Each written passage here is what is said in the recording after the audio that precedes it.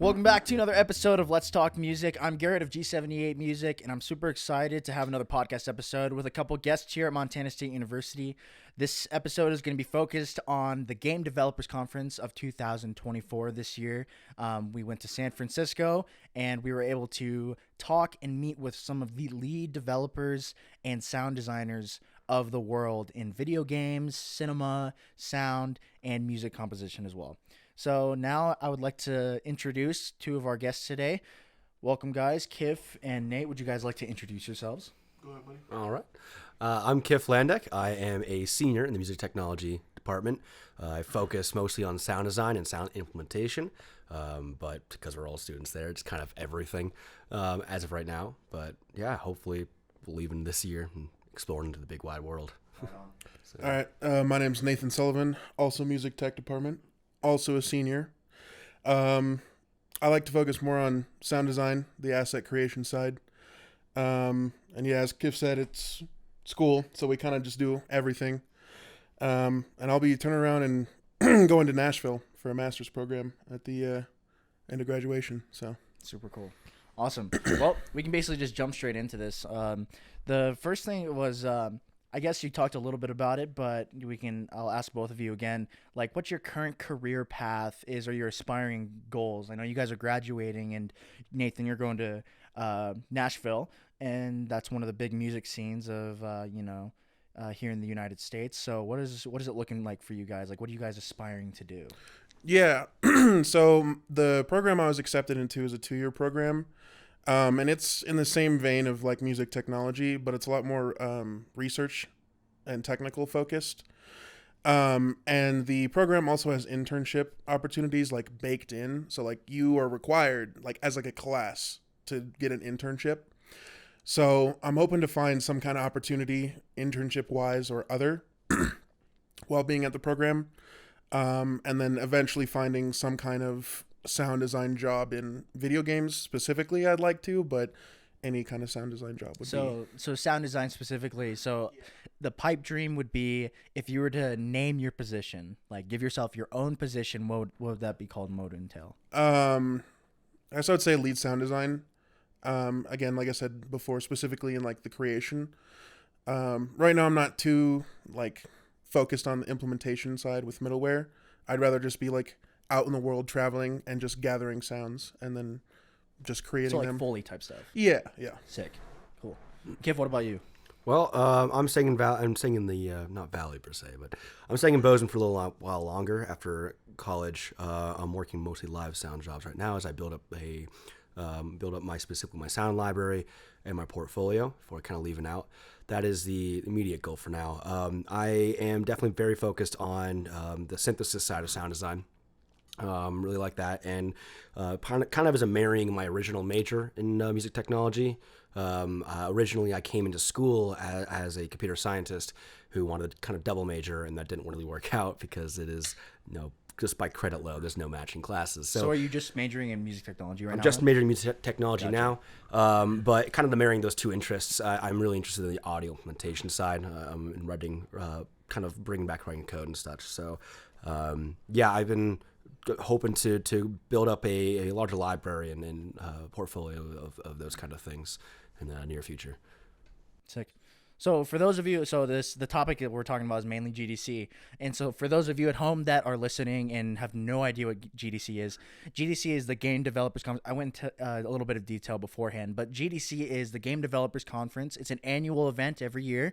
And basically, like I was saying before, lead designers, programmers, sound designers, music composers, freelancers, they all pretty much all gather. So it's like a banding together of nerds, we all just, show up. And so there's hundreds of lectures and different talks, and there's a giant expo. And basically what it is it showcases different things and projects, ideas, concepts that went into work that's being done for current video games, movies, soundtracks. If it has to do with any sort of digital or visual arts and sound, you could find something of that there, right? And the information was pretty dense, I would say. When we went, there were a couple days that we were kind of like, dude, we just have to like kind of chill out because Dog, that was the first day. right, yeah, because seriously, because we show up the first day, we go and we get this insane that we spend like an hour on like a 5-minute video reel for Blizzard Entertainment, right? And it just blows your mind, right? But so with that in mind, now we can kind of go forward, and I'll ask you guys, what were your initial thoughts or intentions? When we were going to GDC. Yeah. Well, this is my second time actually going to GDC. Originally is because as a small little sect in Bozeman, Montana, we're kind of distant from a physical presence of game design. And so seeing what the industry is like, we read about it all the time, we see it, but often it's very different from what articles and we've been reading have been saying. And while we do have some long distance connections, it's kind of difficult to get a really good gauge what this industry feels like. So instead, last year I went, and it was like this massive mind-opening experience of this is not at all what I thought this industry was. There's, first of all, it's way more supportive than I think any one of us were ever expecting, how opening, welcoming the community is, despite constantly being in direct competition with each other. And it's a very different experience. So this year was mostly, I since last year I went to basically every talk I could have, never missed a talk, except you have to, there's too many talks, but try never miss a talk. This year was mostly just for me about just meeting people, and getting more insight of what this community was. And it was a really magical experience. We met some really incredible individuals who were all very open and welcoming. And just always so thrilled to kind of help us along in our journey, give us great new advice, literally just be there as friends to hang out with. There's now a GDC gaming chat, which I actually think the majority of the sound designers who are at GDC have joined now.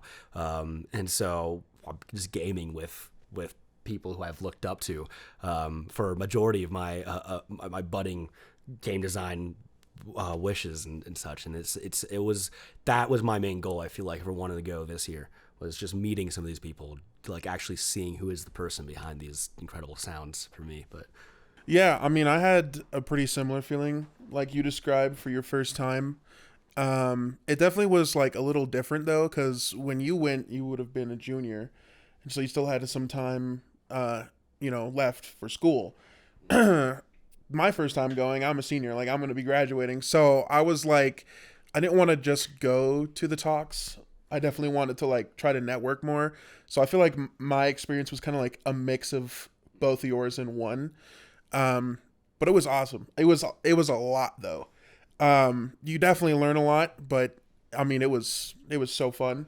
we got home, slept for 16 hours. Oh yeah, dude, decompressed from the hundreds of people. I got home and it was literally Saturday, Sunday, just sleeping. That was all I did. Exhausting. Yeah, but no, I loved it. That's where I was at. I was like, I wasn't necessarily sleeping, but I was like, basically like walking around, like just a with zombie, my bro. thoughts. Yeah, no, exactly, Dude, exactly. it was like a zombie, dude, it bro. was Like zombie. I couldn't. There was so much like information that you had to like analyze and like break down. Well, especially comparing it to like our classes, and like I don't want to get into it too much because that's a rabbit hole for me. But like especially comparing it to our capstone class, at least like because I think you guys haven't taken it yet. So we had a guest lecture like our first day back, and it was a film composer.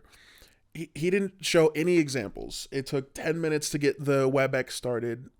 He answered like 4 questions, and he spent like 10 minutes on each question. And it's like, it was just like a whole just crazy experience because comparing it to GDC, I mean, it's also an hour, but you get examples, you get, there's time for questions. They go over who they are, their position, what they do, how they do it, and then their credits. And they do that in an hour.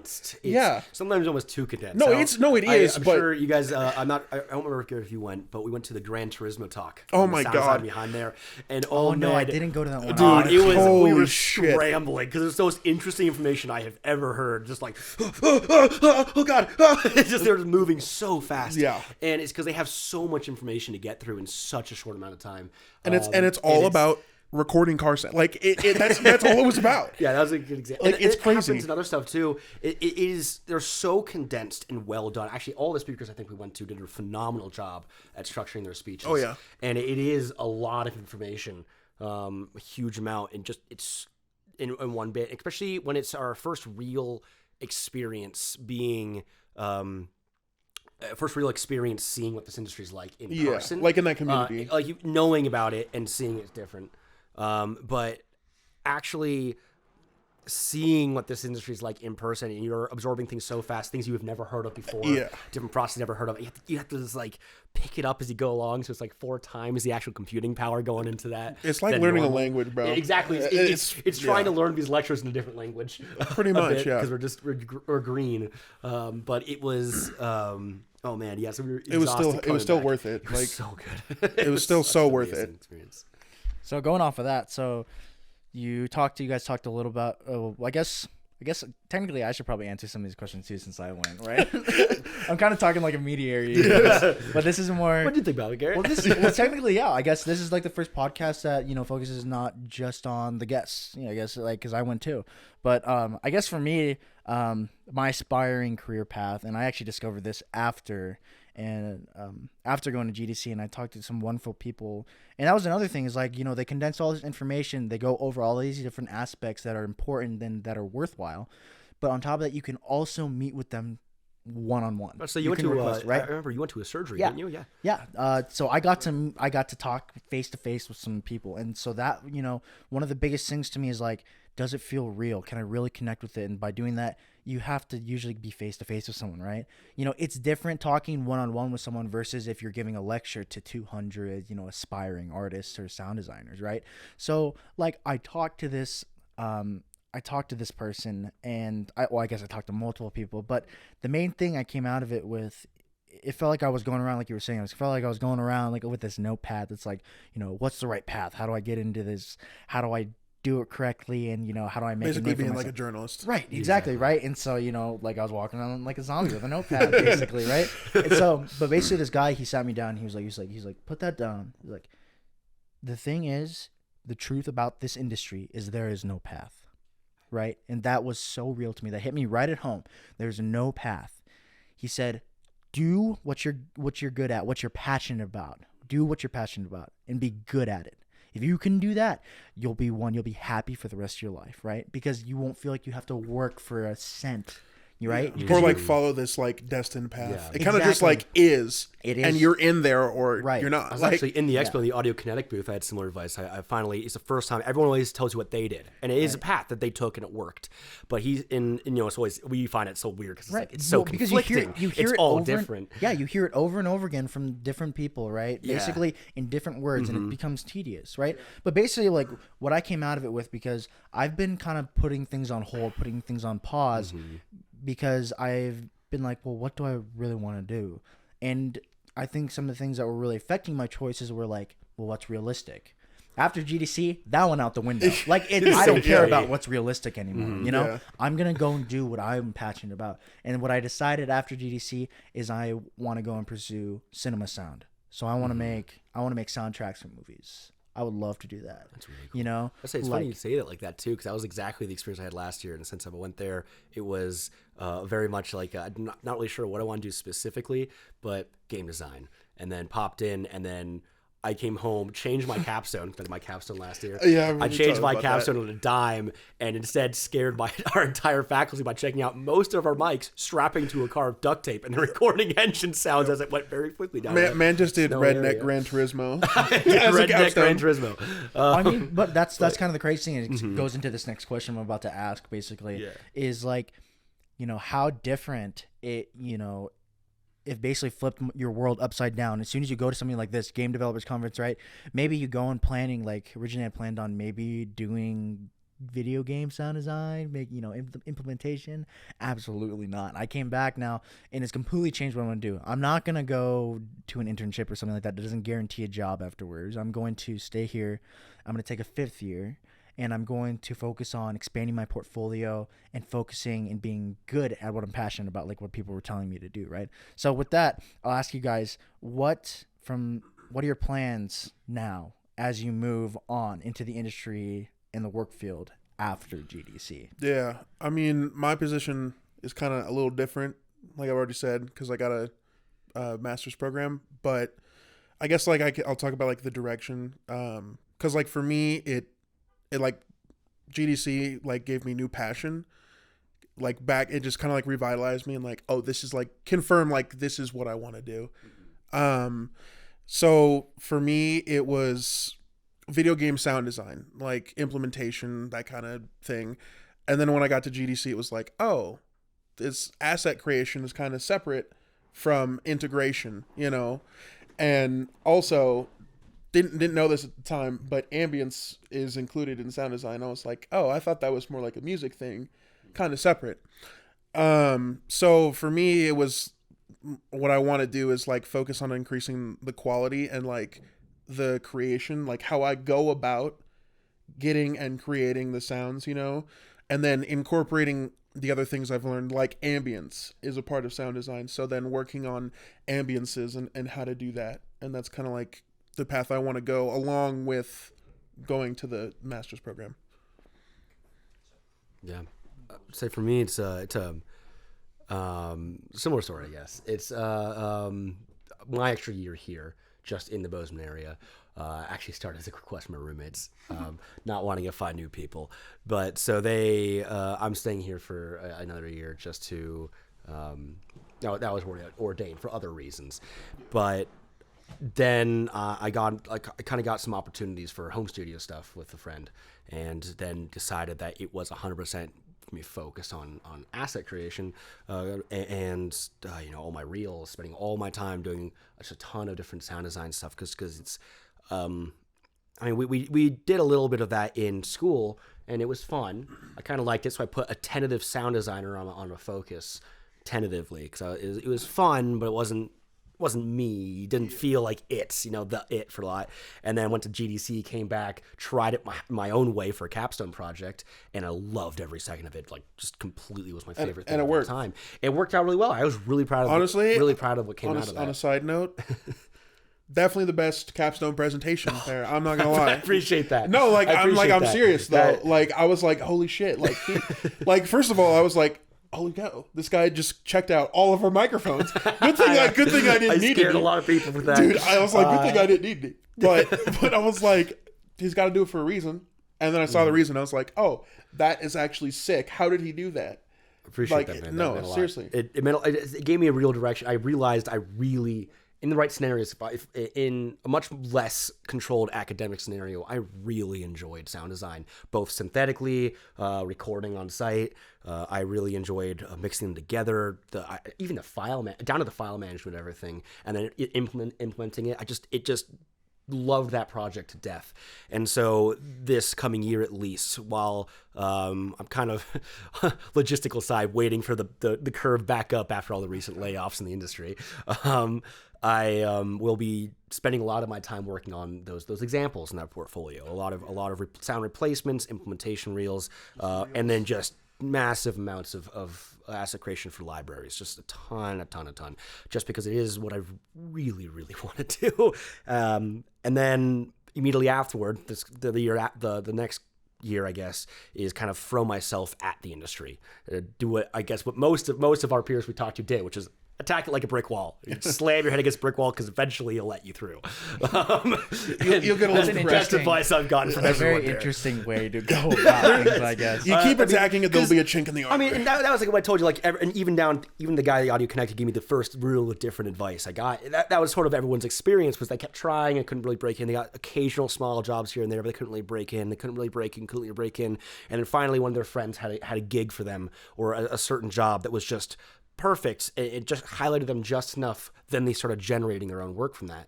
But it was always like a really long time of them trying to break in. And that was sort of how that happened. And I got the advice of some logistic advice, like when to apply every year and stuff like that. But in reality, he just says it's just do what you do, and make friends. And there's no other method that he has for it. because everyone sounds like they're just smashing their head to a brick wall. Kind of just like building up like what you're good at until like you reach a point of like you have enough stuff where people are like, oh, okay, I noticed this guy. There'll be the right project to highlight you, in a way that like generates not a client base per se, but like generates a need for your sound. Yeah. And so that is what I'm hoping. I mean, I don't know how long it'll take, and I'm gonna try all the tricks in the book that I can find of sneaking in somewhere and getting into a nice studio or serving coffee as intern at Blizzard, that kind of thing. Just something. Moving way up in some way, but my goal is just to develop that sound enough that when that chance comes around, I have all the tools I need for it, and it's gonna highlight me in a way that is. That will actually I can then really start expanding and really try all these different things in a really incredible way. So so basically, like we were talking about a little bit, or you two were talking about kind of the projects and things like. So those are the things that were being offered at GDC, right? All the lectures were basically based off a project, game that was going to be released, something that they're working on. So I guess what were like the main concepts you guys felt like you really connected with, or probably were just like the most valuable, or maybe even like with the people that you talked to, if you went and talked one-on-one with people. For me, it was the hearing health, sound in video games. I forget the whole title. I think that one was like the last one on Tuesday. I think so. It was like the last audio talk of the start of GDC, at least the audio summit. Yeah. So that one for me was, I think, the best, at least personally, because the presenter was just great about explaining everything, about how she went about like Foley, like how she went about getting her footsteps, her process, like location, pictures set up. I mean, everything about it was like, oh, like this is how people in the industry do it.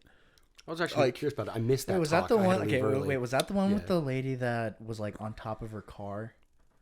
I don't think so. It was the just jumping around. I may sound crazy, but I mean that's what Foley is for some people, right? It's like you're on top of a car with a microphone. You're standing on the top of your car. No, this was the Untitled Goose Game one. I'm pretty sure you were there. No, that was her. Was it her? That was her. I'm pretty sure. I don't remember that. I missed that one. I met her. I met her on the expo floor. I had no idea what studio she was from. I was having a really fun chat. They had me her business card and go, room, right, and then was talking and then turned it off, right? Like honestly, I missed that one. So it goes back to the thing where it's like there's so much information. No, dude, it was so much, bro. Like you had to kind of pick and choose what you retain because there's just so much. But to me, that was definitely like the one, because I mean, it was like the first day of audio summits. It was my first GDC, first experience, and this was like it was like the first talk that was like, oh, this is how it gets done professionally, and like I said, just her explaining her process, all of the examples. She clarified ambience, and that ambience is a part of sound design, and then like her Foley and how she goes about that. So for me, that was the best takeaway talk from GDC, other than the expo and networking. But to me, that was the best talk. So back where we were. What meaningful moments? Meaningful moments. Things you were like, concepts you took away. Big one for me, actually. Or like even from the people. Yeah, I was about to say, why am I from a talk? Mine's actually, unfortunately, you guys missed it because it was at Bender's the first night, Sunday night. When we discovered that there were no clubs that you could get it under 21. I was really just bummed about that. They apparently I found out one of the guys who I've seen there both years, actually not every year, both years I've been there. He's really cool. He apparently puts on all those events, and I discovered that in order to rent up the venue so people underage could get in, he would have to pay a lot more money. This is not in his budget. And he did that out of pocket too. Yeah, he was Dylan's been really cool about that. He actually he did the Golden Gate Tap Room as well. He was really cool. But when I was there, I met the sound designer for Suicide Squad for that game, and he apparently was with the studio up back with the Arkham Knight stuff too. Andrew Quinn. Quinn and what was her name? Georgia. Georgia, Yeah, that's right. both of them were phenomenal. They were both really fun people to hang out with. They were. But one of my biggest concepts, they're both actually incredibly welcoming. They're actually one of the people who made that trip like really, really worth it.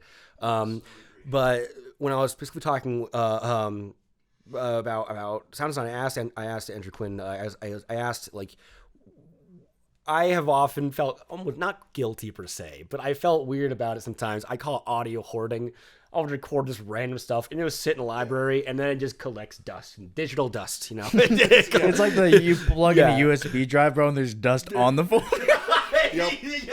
You like drag it to blow it off the mouse before you can get anything. I have that same. Like, it's just I have hundreds of files of unprocessed. You know, sometimes cool. I feel like because I do the same thing, right? And I also like bought this tiny like little Zoom recorder, you know? Yeah, right. That takes like a mini like Guilty. right, and so you're just like, what was that noise? And you're just like. My favorite You example. just stick a microphone next to it. BART. You're like recording. And you're like, everyone, shut up, bro. I gotta hear The BART this. system. You I need need to to send that to share. us. I need to share all this stuff. Yeah, I haven't taken out the recorder yet.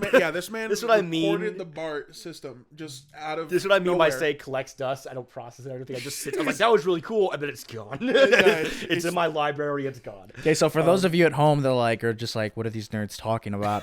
So like something that like you can like ask anybody in the industry if they're like really serious about their career in terms of like sound, right? They'll always have, you know, whether it's they use their phone like for voice memos, and so basically like for us, we'll just have like a little tiny recorder with a micro SD, and we'll just record anything that we hear, like anything that seems like it can be synthesized. Or just sounds weird. The BART was You needed this painful. sound? I When you go got to a tunnel of the BART. Yeah, so for example, like this. You go through a tunnel of BART, specifically when there's a curve. You get the screech of the wheels, but in the tunnel it's amplified to the point it hurts your ears. It's so loud. And I always thought it was like the screams of the souls of the damned. Like it was just this horrid, just kind of sound. And I was like, immediately like, I gotta get this. And I put it right at the door. And it's kind of hard to get talking and stuff. It's not the most amazing recording, but it is a wild sound. I remember my first experience on that because I've only been in her Bozeman. ears. Well, not that, Oh. but I've never been on public transportation like that. So I did a lot in this trip. I expected it to be like the transit from terminals in the airport. The takeoff was not as smooth. No, To be it was a luckily, train. yeah, I didn't know that. But Yeah, no, luckily, I didn't fall. But I was like, oh, okay. You get not subway surfing. You know? Yeah, no, dude. I was like, okay, man. this is different. But yeah, so I was recording this stuff, and it's funny, these little recorders too, because I do try to use, because I started using a little bit, I do try to use a higher fidelity audio recorder, not just the phone, even though the phone does actually give really good stuff. People will say you can't use your phone or lying. You could absolutely use your phone. But it actually causes you trouble at the airport. Not this time for some reason. Normally it does, because it's so densely packed electronics. They're all, you know, treated so they don't vibrate against each other. It always goes through an x-ray machine. Is always pulled out and they always look at it, like almost every time, the recorder. And this the first time I did not do it, so good. That was good karma, I guess. But yeah, so I asked him, like, do you use all these sounds? Because I collect so many and I only use a tiny portion of it. And he said, like, until he started working with a studio that they shared all their assets with, he had a lot of sounds that sat, but he always thought, and he still told me, he really firmly believed you will use all your sounds eventually for some project. And now that he's sharing his library, which I will be doing, now that he's sharing his library, he sees it pop up in the game somewhere else from someone else, from one of his other team. And they'll use a sound that he loved, thought was really cool, but had kind of almost forgotten about. And I think the one he was showing about was this horrible squealing sound his pipes made from one of his flats they lived in before the water came out, make this horrible squealing noise, and they came out and he recorded that, put it in, and I forgot what sound he said it was implemented into, but one of these other sound designers used it. I remember his team, because he shared his library, his team then, you know, scoured through his library and was like, oh, this sound will work for this. So like, no matter what, you'll use it. Yeah, you'll use it. It was kind of like, it was a hope that was a core value that was right, but it was something I was kind of, I'm not gonna use it. I have way too many sounds. They're not gonna happen. No, I'm not using them. It was like a really important affirmation for me that I can continue going out there, being a nerd, pulling out my phone for everything and recording everything. Going, oh, that duck's making a weird noise. And like the magic thing about like some of the sound clips too, which I like kind of boggles my mind, is like if you record something like anything, literally anything, right? So for example, like the train, you could do like, you have that sound alone, right? You can use that. Now you throw it in reverse. You have two different versions of it, right? You throw it in reverse and you add reverb to it, right? Like, Something and entirely it goes on forever. So Pitch you shift, can like, and I mean, this is like, sorry, but It's- it's like basic editing. Synthesis. You Yeah. get serious about get into it. Yeah, like it's. Yeah. I mean, like even the simple stuff of like basic editing, like reversing it, pitch shift. You know, I mean, even that makes it a new sound, and that's not even completely destroying it into a new sound with plugins. It also like doesn't like even just by throwing something in reverse doesn't sound anything like it. If say we throw like the recording of this podcast in reverse, it sounds like an alien, right? Doesn't make any sense. Doesn't we make just any invented sense. a new language. Exactly. Like you could just use it as a new language. And I actually found out. He also told me then as well. And don't know which room it is. I definitely recognized it. But one of the rooms in Dead Space 1, the first one, uses, I think it's just the BART station sound. I don't remember if it's a train leaving or approaching, but it's the BART. Interesting. Another thing that's kind of wild that he pointed out to me and he goes, you know what? Yeah, I do remember entering this room and now something those sounds make more sense. They didn't make any sense. It was just Something's screeching familiar noise, about and this place. now it makes sense, and that kind of thing. And so it's just pick up everywhere, and then you have infinite sounds. Kind of. It's really all just like how you go about using it, you know? Because, I mean, again, simple editing to even plugins, but to me, it's more about how you use the sound you record than rather like what you get, you know? Because a creative person can turn one sound into 20, whereas someone who's like more focused on just like the sounds is maybe only gonna have one or two that, you know, they go and record. So I definitely think that's like a skill to have, like you said, with like resynthesizing and stuff like that, and like knowing the plugins definitely helps with like making different sounds. Because like even like a personal project that I've been working on was like trying to get like gut sounds, and I like squished a tomato, and I from that sound using plugins and other stuff, I made a new sound, and it sounds like a door opening.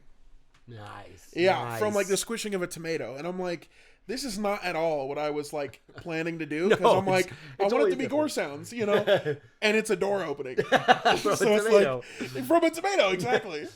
Wait. So hold on. Yeah, So you go got this from a tomato? Yeah. The door opens out. For No, tomato. yeah, That's crazy, dude.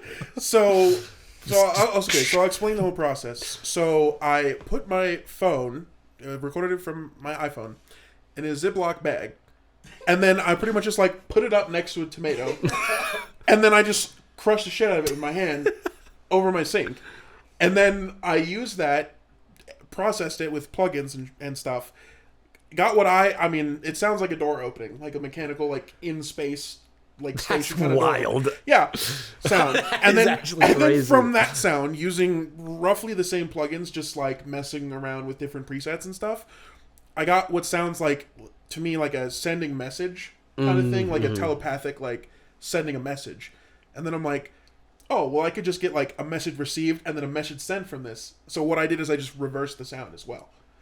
And then there you go. There's three sounds. So, you know, to me, that's like the most fun part about it. But it's like, dude, this is not at all the path that I was planning on going with this at all. I was actually kind of hoping, if you talk about ambience as well. I was hoping you did stop by the Auto Connect booth at least once with me. Yeah, I didn't. You didn't at the time. Okay, there's a service called Strata there, and not to advertise the service Strata, but the idea the basic idea of what Strata is it's audio it's a audio kinetic sound library essentially, and it's based off Reaper, and it is not only the sound, it's also the Reaper session that made the sound. So you get all the audio files used to create that sound, that's nice. and then also the sound.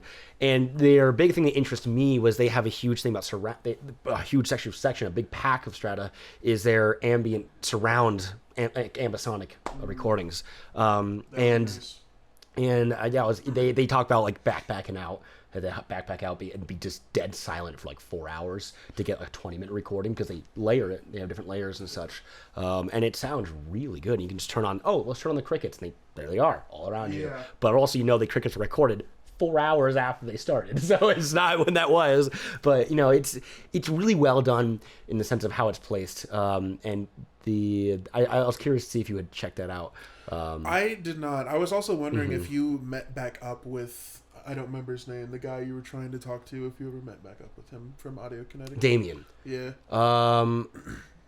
I did. I met him that next morning. Okay. For the coffee meetup. Nice.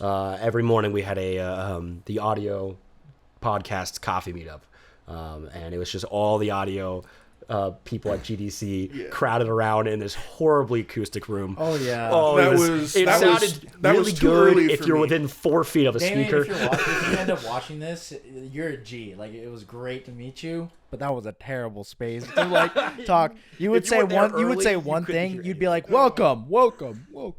If you were more than 10 feet away from a person, it's almost unintelligible. Everybody was like listening and going like. I should have. It was too early for me, dog. I was too exhausted. Yeah, I was like, it was pretty early because it was like 8, and I'm like, Yeah, anybody who knows me, 8 is too early. Anybody who knows college students. Well, it's also it was 8 a.m. every morning. We're also from Bozeman, so it's 7 a.m. It's not big time because it's from other people I dealt with, but I'll give you some benefit of the doubt there. Oh, thanks, dog. You're welcome, buddy. And we were also almost an hour out. That's 40-minute. That's commute, true. So that was early for us, but it was. Back to what you said about Reaper, though, that brought up something I thought was interesting about GDC and like the audio workstations, the DAWs they use. Yeah.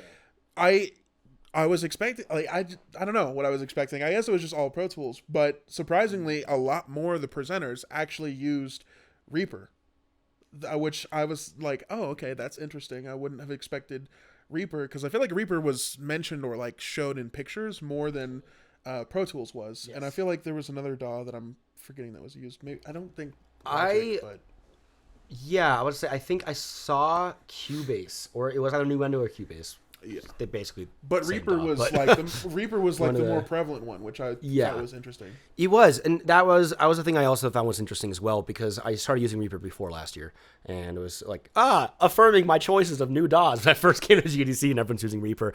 It looks like, this changes going to the studio, but also when I looked at job applications, the two things they ask for is Reaper and Pro Tools. More than often they don't, and it seems like it's always like record into Pro Tools, but then like session share and process with Reaper because of their.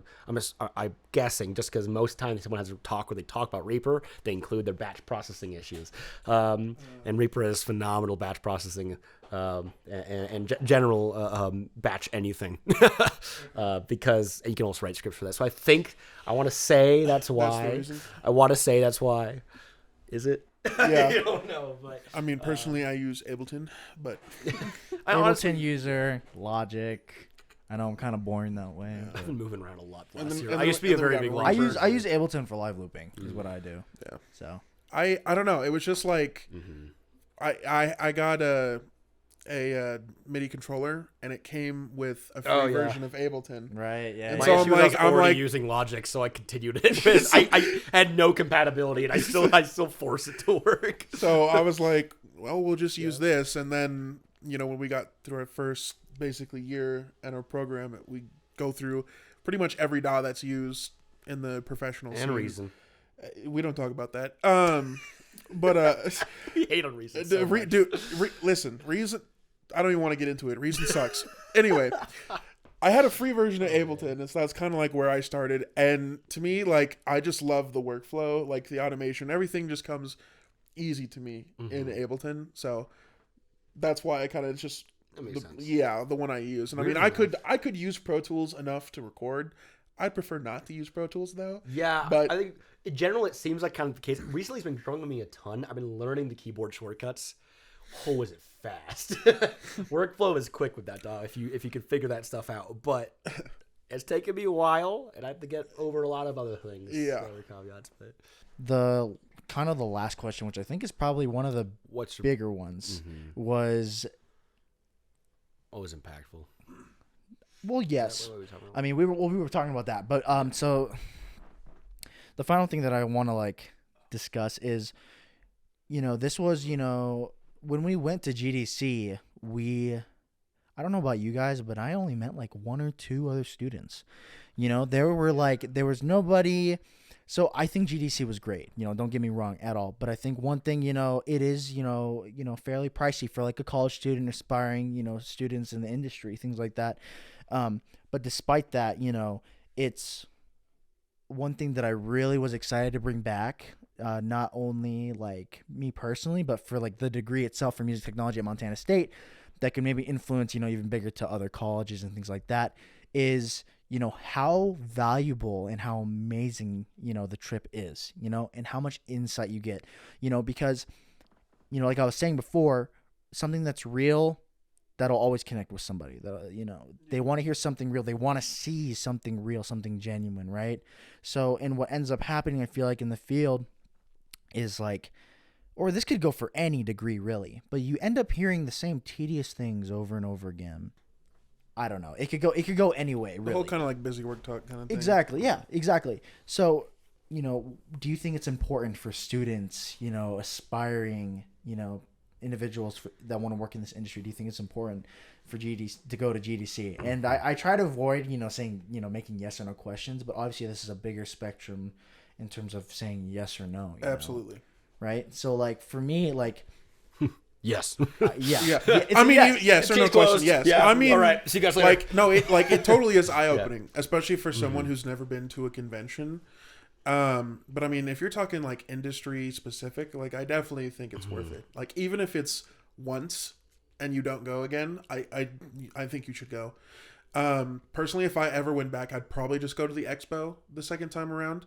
But I mean, even if it's in a different industry rather than music, I feel like any kind of convention like that, after going to one myself, you should go to at least one. So I think absolutely it should be budgeted in, or you should try to go, or something like that. Yes. It was actually fun. So we met our kind of one student a student that we all met, who hung around us a lot. Graham. Love that guy. He came with a lot more students from his school, and so I got to hang out with them a lot. Yeah. All different disciplines, just not just sound. And they were kind of spread out over the event. And with him, actually, I ended up meeting some more from different schools. And it was really interesting to see how they operated. How different schools kind of go about it. Because most of them were actually like their senior projects was actually making a game with all their different disciplines. So with Graham, I think his group was specifically sent to GDC based on their capstone, right? Yes, I want to say or their senior projects. I'm having a terrible memory, but I want to say they're presenting, but I'm struggling on that. I think it was like a game. They were like making a game. There was a senior capstone project. Yeah, and they came together like as a group, from what I understand. And the school then sent them to GDC. I don't believe it was everyone too. Some people had to stay behind. Greg was talking about like, hey, we'll see how they deal with that now that I'm gone. That's how a lot of the students were. It was a group that had been in the process of making a game, in either to present or as a school education trip. They all kind of went as a group. Yeah. And one thing that, I saw the same kind of thing last year as well. One thing that was different, that was a bit of a struggle, is they didn't really, it was very much the group. Everywhere you saw it was the group. And I worried that was going to be kind of like us as well. And luckily that was not us. Every time we saw it, we were with someone else. Yeah. We were talking to someone else as well. And that was one of the really exciting parts about meeting is that group of students was that they were so open to kind of joining and meeting people and being part of a bigger crew than just their inner stuff. And that's something I struggled with in the past. What I was worried about, is it worth it for students to go? Is that networking feels very forced for a lot of students. It's very much, hey, I've done all these cool things. Check out all these cool things I've done. I just worked on this capstone. Check it out. Please check it out. Like, take my business cards and I'll shove it in your face. And no one wants that. It's like, we want you to see you succeed. We want to see you break an industry, but maybe 20 feet away from me. And so it's always rough because their actual social group is their students they're with. And that way it's like, well, in that case, if that's going to be how students are, it's not really very beneficial for students. Other than talks are always beneficial, but the specifically like the expo side. And I feel like it's hard to like keep in mind, at least for like, I would say it's probably more geared towards freshmen, because I feel like the senior students probably understand this a little bit more, but it's like any booth or any person you're going up and talking to, like, you just don't realize that they're also talking to the thousands of people also going to the convention, Yes. the expo, and You're then one also of picking thousands. up. No, exactly, and then also picking up thousands of business cards or connections or whatever. And there's a time to network. There are actual specific times you notice where it's a very professional interaction, Yeah. and it is here's a business card for the things I do. That does happen. There's a natural way to do it, but it's just you can't the force it down their throat and be like, yeah. "Look at my stuff." I would say for students, Give me a job. what makes it so important for students is you make friends. And and when you see thousands of people, it's not that they're not trying to help you and get industry. It's because they're more likely to keep up with you if you're a friend, if you're someone they actually enjoy talking with about non-game related stuff, or maybe it's game related but not game design related. If that's an actual connection, and that's why it's difficult because experience-wise, students are on a really different level than most people who are at GDC, just by experience-wise. So sharing these experiences and bonding over them is difficult. That being said, we still made some good friends. We actually made people who I would consider like that was a friendly interaction. I want to, message them out of the blue and say, hey man, it was good talking to you. I mean, this. even What some do you of think the about speakers, this? even some of the speakers are the same thing. Like you were talking about, Yeah. Georgia and Quinn. Like that was, Yeah, I honestly, like they were really opening, and what made it so great is I actually felt like in that moment. I felt like they were friends, and if that's the case, and that's one of the reasons I really enjoyed our group hanging out with all these people because we really spread out a ton, and why it was actually really fun to hang out with Graham's group as well is it's the same thing, and they're so open for it. Is it's really worth it for a student if you're there to just expand, if you're not expecting anything, you're not expecting to versus expanding, right? Yeah. And you're just there to kind of expand your view, like and if that you're there includes to making be new friends. at the conference, to be at the conference. Right. It's Not not to be it's like not as The bad. experience portion versus the career. Yes. It's not a job fair. It's a conference. Exactly. Like- And it is, and you can get a job out of it. Don't get me wrong. You can. But We've it's like, watched that's not we've watched people get hired out of it. facts. But that's not the point of the. It's not the point, conference. and it is, and as a big advice we got for how do you break an industry is you make friends, and eventually they'll take some work that they can't do, and they'll pass it on to you. I want to backtrack a little bit, back to like the whole, you guys we were talking about like being an upperclassman versus like being maybe earlier in the field.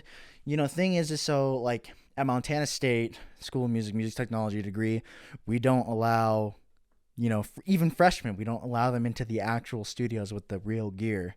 Why? Because, you're still in a position, in a time of your life where you're trying to figure out what you want to do, right? And, I think music tends to be just, it's a broad topic, but it tends to be something that where people are like, oh yeah, I could do music, I could do the arts, But then you take music theory, you take aural perception, you take keyboard skills where you have to basically, nearly master all of that stuff. And, you're like, holy crap, this is way harder than I thought, right? And so, like, who are you to say that music's not realistic if you don't even know about, the base level, which are those hard classes that you couldn't even pass in the first place? But I'm going back to it anyways, for example, we took one freshman, and he wasn't nearly, he wasn't necessarily at the same level as us in terms of our career, right? You guys are looking for internships, jobs, getting your name out there in the industry versus where, for example, we were upperclassmen, we were getting overloaded the first day. So you can only imagine what a freshman that is still trying to figure things out is, kind of just like, holy crap, like this is the industry. So I think it's easy to get intimidated. So with that being said, saying yes, I think it's worth it 100% for a student to attend GDC. But I think you need to be at the right spot. Yeah. You need to be at a certain standpoint, you need to be, fairly confident with what you're doing, right? In terms of, are you passionate about it? Do you like it? It's an expensive endeavor. And That's fair. Be right? willing to put that much money in. Exactly, right? So, if I was a freshman and it would have been a waste of money to go to GDC. Not that it's not it's a bad conference, but it's just not the right time. Exactly. It's not the right time. So I think and that's another reason why I feel like maybe it's a little discouraging or intimidating. And that's why we didn't see so many students, right? Is because, you don't want to go to something where you may just be like, oh, wow, this is too much. I can't do this for a career or whatever. And so that's why those that are freelancing or have made it in the industry are there, right? So, but going off that, what do you guys feel about, that idea? No, I agree. It's definitely kind of an upperclassman feel. Our No, for one sure. freshman was already, luckily he was very secure already. He told us that was what he wanted to do, is game development of some sort, and he was kind of on everything on that. So he hadn't narrowed himself down to just audio yet, which might have been. I mean, he got him really excited about a lot of audio, but that might have also been limiting. But it is definitely specifically beneficial, I think, because you're looking at entering this huge industry with crazy opportunities, yes, but also it's just huge. It's a lot. There's a lot of work to be done to get in, a lot of work to be done to maintain, and it's kind of a really big step to take. Yeah. To officially decide that, and that is luckily something as upperclassmen we have time to sort of explore and then come to a conclusion that we kind of like, at least to a fairly secure extent. Not to say it'll never change, but and then about to leave school with that expectation of future for us is to move toward this. And if you were an underclassman, you don't really have that. So it makes it more worth it, more focused, I guess, for what you're there for. Easier to see.